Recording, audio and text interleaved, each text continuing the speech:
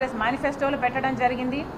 మనకు రాజధాని కావాలన్నా, మనకు ఏ మేలు జరగాలన్నా, మన రాష్ట్రం అభివృద్ధి చెందాలన్నా కాంగ్రెస్ పార్టీ అధికారంలోకి రావాలి. మరొకసారి ఇండియా బ్లాక్ అలయన్స్ని బలపరచాలని ఆంధ్ర రాష్ట్ర ప్రజలందరినీ మనస్ఫూర్తిగా కోరుతున్నాను.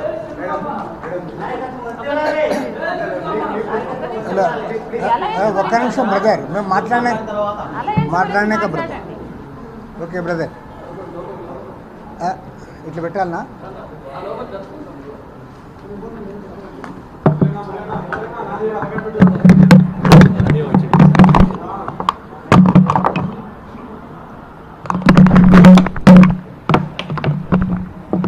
లేట్గా వస్తుంది.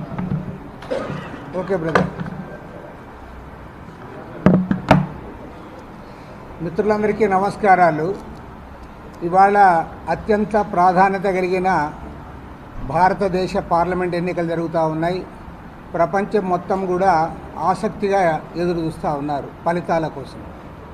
మరి ప్రత్యేకించి ఈ ఎన్నికల్లో ఎన్డీఏ కూటమికి, ఇండియా కూటమికి ప్రధానమైన పోటీ జరుగుతూ ఉంది. 28 రాజకీయ పార్టీలతో కూడిన ఇండియా కూటమి ఒకవైపు, అంతే స్థాయిలో ఎన్డీఏ కూటమి మరోవైపు ఈ ఎన్నికల్లో తలపడుతున్నాయి. ఈ సందర్భంలో ఓటర్లందరికీ కూడా మేము విజ్ఞప్తి చేస్తూ ఉన్నాం. ఎందుకంటే 10 సంవత్సరాలుగా నరేంద్ర మోడీ ప్రభుత్వం కేంద్రంలో అధికారంలో ఉంది. ఈ 10 ఏళ్ల కాలంలో నరేంద్ర మోడీ ప్రభుత్వము వారి ప్రజలకు చేసిన దానిపైన ప్రతి ఒక్క ఓటరు కూడా ఆలోచించాలని కోరుతా ఉన్నాం. ఆయన ఏమంటే, ఒక రకంగా చెప్పాలంటే మైండ్ గేమ్ ఆడుతూ ఉన్నాడు. ఎన్నికల షెడ్యూల్ ప్రకటించినప్పుడేమో అప్పుడు మాకు 300 సీట్లు వస్తాయి బీజేపీకి, 400 సీట్లు ఎన్డీఏకి వస్తాయని చెప్పాడు. ఇప్పుడు ఆల్రెడీ 2 ఫేజ్లు ఎలక్షన్లు అయిపోయినాయి. 3rd ఫేజ్ ఎలక్షన్ వస్తుంది. ఇవాళ స్పష్టంగా అర్థమవుతూ ఉంది, ఎన్డీఏ కూటమికి అధికారం రావడం కష్టమనే అభిప్రాయం సర్వత్రా వ్యక్తమవుతూ ఉంది. అన్ని సర్వేల్లో కూడా అదే వస్తూ ఉంది. ఎందుకంటే మన తమిళనాడులో 39 స్థానాలకు ఎలక్షన్ జరిగితే అక్కడంతా కూడా ఓడిపోతూ ఉంది. ఒక్క సీటు కూడా బీజేపీ రావడంలే. కేరళలో ఎలక్షన్ జరిగింది, అక్కడున్న 20 స్థానాల్లో ఒక్క స్థానం కూడా బీజేపీకి రావడంలే.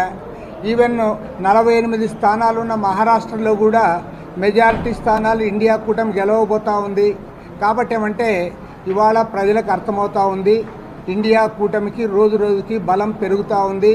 కాబట్టి ప్రజలు ఆలోచించి ఓటు వేయాలని కోరుతా ఉన్నాం. ఎందుకంటే ఇవాళ ఈ 10 ఏళ్ల కాలంలో ఆయన చెప్పింది ఏమీ చేయలే. 2014 ఎన్నికల్లో చాలా క్లియర్గా చెప్పాడు. మౌలిక సమస్యల గురించి మాట్లాడాడు, రైతుల ఆత్మహత్యల గురించి మాట్లాడాడు, రైతుల ఆదాయాన్ని రెట్టింపు చేస్తామన్నారు, ధరలు తగ్గిస్తామన్నారు, సంవత్సరానికి 2 కోట్ల ఉద్యోగాలు ఇస్తామన్నారు, పేదరికం తగ్గిస్తామన్నారు, అవినీతి తగ్గిస్తామన్నారు. వాళ్ళు ఒక్కటి కూడా చేయలేకపోయారు. నాకు తెలిసినంతవరకు భారతదేశ రాజకీయ చరిత్రలో మనకు స్వతంత్రం వచ్చిన తర్వాత ఇంత ఫెయిల్యూర్ ప్రైమ్ మినిస్టర్ ఏనాడు చూడలేదు. పక్కా ఫెయిల్యూర్ ప్రైమ్ మినిస్టర్. ఎందుకంటే నేను ఒక టర్మ్ అయితే అనేవాడిని కాదు, నీకు 2 టర్ముల అవకాశం